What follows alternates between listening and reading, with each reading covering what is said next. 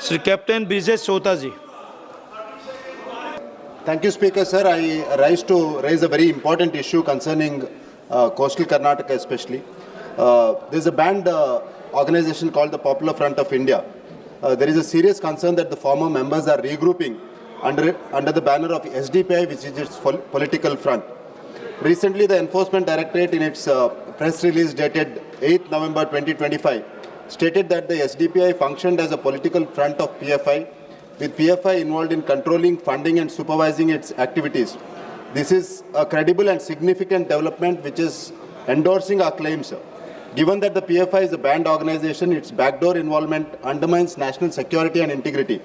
Our region has had to pay a huge price for the presence of PFI and its organizational nexus, the most recent being Suhas Shetty murder case, which was handed over by the NIA by the timely intervention of our Honorable Home Minister.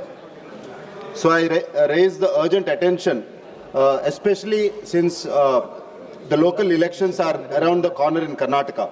In recent years, the SDPI has got an alliance with the ruling party in Karnataka, especially in the recent president election of the Bantwal Town Panchayat. Hence I demand the Home Minister to consider the recent ED findings and take necessary steps to stop banned groups from reappearing under new identities or using political parties as fronts to contest elections and harm our democracy, especially considering the ruling party having a tacit understanding with the SDPI. Thank you.